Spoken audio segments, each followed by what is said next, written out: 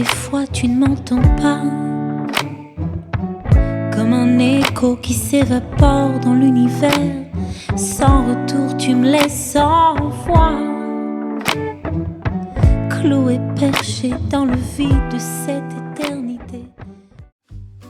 გამარჯობათ ისევ პარიზიდან. ეს არის 4 დღიანი მოგზაურობის ბოლო დღე და დღეს მუზეუმებს ვესტუმრებით. რადგან გუშინ მთელი დღე დისნეილენდში გავატარეთ და ჩემს წინა ვიდეოში ნახავთ, როგორ მოვასწრებთ მთელი დისნეილენდისა და დისნეი სტუდიოს პარკის ერთ დღეში მონახულებას, დღეს შედარებით გვიან გავიღვიძეთ და ჩვენი სასტუმრო დილის 10 საათზე დავტოვეთ. შემდეგ ლამას პარიზულ კაფესაც მივადექით, სადაც სასმელი და კრუასანები შევუკვეთეთ. ისე შევამჩნიე, რომ პარიზში არ უყვართ, როდესაც გამართული ინგლისურით ესაუბრები. გიბღვერენ. თუმცა თუ დამტვრეული ინგლისურით, მიმიკითა და ჟესტებით ვცდილობ გააგებინო რა გინდა, ამ დროს ღიმილით გპასუხობენ. მოკლედ, მადლობა დედაჩემს, რომ ჩვენი მიმტანი გააღიმა და შეკვეთა მივიღეთ. დღეს ცოტა წვიმიანი ამინდი გვაქვს, მაგრამ როგორც ხედავთ, ხასიათზე სულაც არ მომოქმედია. ამის შემდეგ გზა გავაგრძელებთ ლუვრის მუზეუმისკენ. ბილეთები ონლაინად შემეძლო ამეღო, თუმცა ბილეთებიანებსა და უბილეთოების რიგ შორის დიდი სხვაობა არ იყო და შიგნითაც მალე შევედით. ლუვრის სასახლე ფილიპ მეორე მე-12 საუკუნეში ააშენა, რომ ქალაქი დასავლეთის შემოსევებისკენ დაეცვა. ახლა კი აქ 615,797 ობიექტი ინახება. რა თქმა უნდა, მონალიზასა და ნიკეს ქანდაკების ჩათვლით. ასევე უძველესი ცივილიზაციების ნიმუშების, ეგვიპტის, საბერძნეთისა და რომის. ჩემი საყვარელი ობიექტი ამ მუზეუმში არის ჰამურაბის კანონები, რომელიც ბაბილონური კანონების ტექსტია. იგი ყველაზე გრძელი და კარგად ორგანიზებული შენახული კანონების ტექსტია ანტიკური ახლო აღმოსავლეთიდან. და რა თქმა უნდა, ყველა ცდილობს მონალიზასთან გზა გაიკვლიოს. ეს შედევრი ალბათ ყველაზე ცნობილი ნახატია მთელ მსოფლიოში. მის წინ დგომის დრო ლიმიტირებულია, რადგან ხალხი უმეტესად სწორედ აქ გროვდება ხოლმე. თუ ლუვრში მოხვდებით, არ დაგავიწყდეთ მაღლა ახედვა, რადგან ჭერიც კი ხელოვნების ნიმუშია. ისე პარიზელი ბავშვების ცოტა მშურს, მათ შეუძლიათ აქ ყოველ დღე სკოლის შემდეგ მოვიდნენ და საათობით უყურონ თითოეულ ნახატს. აი ამ ნახატში თავისუფლებას მიჰყავს ხალხი. იგი აღნიშნავს 1830 წლის ივლისის რევოლუციას, რომელმაც დაამხო მეფე შარლ მეათე.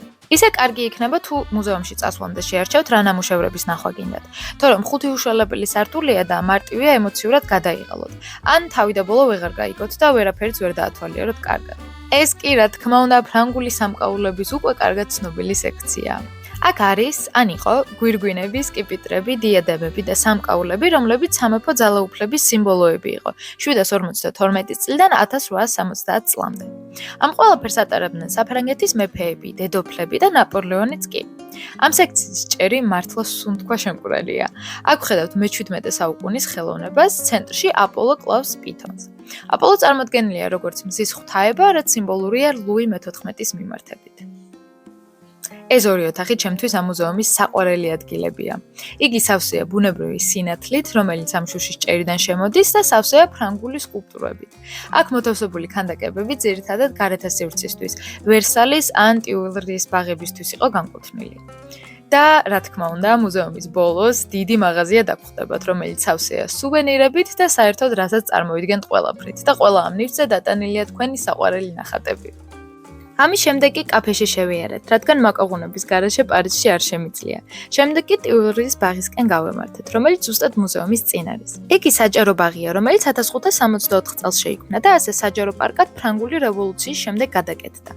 ახლა იგი იდეალური ადგილია მეგობრებთან შესახვედრად, სასეირნოდ, დასასვენებლად, უბრალოდ ხალხის საყურებლად და შენს ფიქრებთან მარტო დასარჩენად.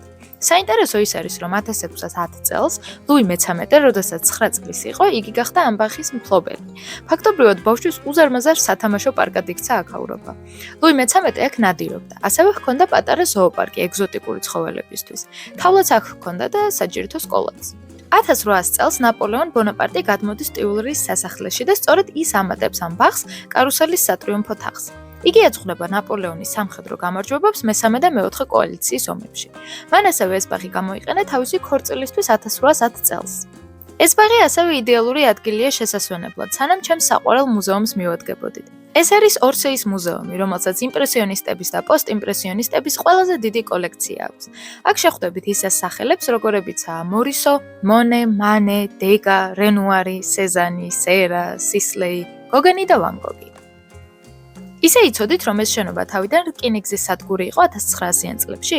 1970 წელს კიდევ 1 კილომეტრიანი გვირაბის გაყვანა უნდოდა და სასტუმროს აშენებაც, მაგრამ იმ დროის კულტურის მინისტრმა ნებართვა არ გასცა და 1974 წელს კვლევები დაიწყოს, რომ ეს შენობა მუზეუმად გადაკეთებულიყო, სადაც დღეს ამ შედევრებს აქვს თავი მოყვლილი. ვან გოგის შესახებ ყველა მიცის. ჰოლანდიელი პოსტიმპრესიონისტი ერთ-ერთი ყველაზე შთამაგონებელი ფიგურაა დასავლური ხელოვნების ისტორიაში. მისი ნამუშევრები მოიცავს პეიზაჟებს, პორტრეტებს, ავტოპორტრეტებს და ნატურმორტებს. მისი გაბედული ფერები და ფუნჯის მოსმა დიდ როლს თამაშობდა ექსპრესიონიზმის აღზევებაში თანამედროვე ხელოვნებაში. აი ამ ნახატს თავისი ისტორია აქვს, თუმცა როგორც ალბათ ყველა ნახატს. როდესაც ვან გოგმა გადაწყვიტა საავადმყოფო დაეტოვებინა და დაიჩემო, რომ სამხრეთული სენი შეეყარა, პისაროს მიადგა, რომ შეეფარებინა, მაგრამ მან უარი უთხრა.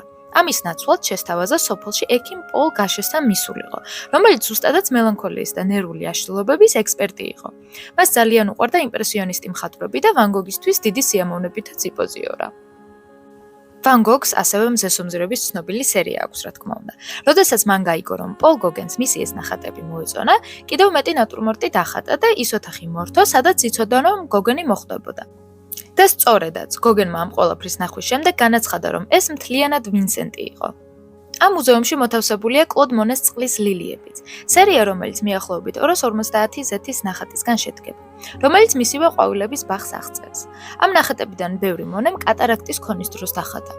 როდესაც მონე პარიზში ლუვრს სტუმრობდა, თურმე ბევრი მხატვარი ცდილობდა ძველი მხატვრებისგან გადაეხადა. მონე კი თავისი საღებავებით ფანჯარას მიუჩნდა და ხატავდა იმას, რასაც ხედავდა. მან პარიზში რამდენიმე წელი დაჰყო და ამასობაში დამეგობრდა ბევრ კოლეგა იმპრესიონისტებთან. ერთ-ერთი მათგანი კი იყო მანე. აქვე ახლოს არის მეორე მუზეუმი, ორანჟერეა, რომელიც მთლიანად 8 დიდი წყლის ლილიების ნახატისგან შედგება. ძალიან სასიამოვნოა და თან იაფიც, რადგან ციცქნა მუზეუმია, თუმცა ნახვად ღირს. მუზეუმის შემდეგ რესტორანში წავედით და ვისადილეთ. თან ასეთი ემოციური დღისგან დასვენება გვჭირდებოდა. თითოეული მომენტი, რასაც მუზეუმში ნახატების წინ ატარებ, გამოგზაურებ სულ სხვადასხვა ეპოქაში, დროის სხვადასხვა მომენტში, ადამიანების ემოციებში, როდესაც ეს ადამიანები უკვე კარგა ხნის გამქრლები არიან ამ სამყაროდან. ვფიქრობ, პარიზი სწორედ ეს არის. შეხვედრის ადგილი უამრავი ხელოვანის ემოციებისა და ყოველდღიური თანამედროვე ხალხის ცხოვრების. მაგრამ აქ, პარიზში, ეს ორივე ჰარმონიაშია. თითქოს აქ ნაკლები ტელეფონია, ნაკლები ცათამბჯენი, ნაკლები ყველაფერი, რაც ხელოვნურია, მაგრამ არის მეტი ყვავილი, მეტი გამომხატველობა, მეტი ხელოვნება და მეტი სასუნთქი ჰაერი. ეს ქალაქი არ იცვლება, რომ მოირგოს ადამიანებს. არამედ იგი გაძლევს შესაძლებლობას, რომ შენ შეიცვალო და ამ ქალაქის ტალღაზე მოეწყო. არ აქვს მნიშვნელობა აქ მეგობრებთან, მშობლებთან თუ პარტნიორთან ერთად იმოგზაურებ. ეს ქალაქი სავსეა რომანტიკით, წვიმიანი სიმყუდროვით და ხელოვნებით. ახლა კი ჩემი დროა სახლში წავიდე. ახლა ეს ადგილი ნიუ-იორკია და მინდა ყველას შეგახსენოთ, რომ იოცნებოთ და იოცნებოთ დიდად, რადგან ზოგი მათგანი აუცილებლად ახდება.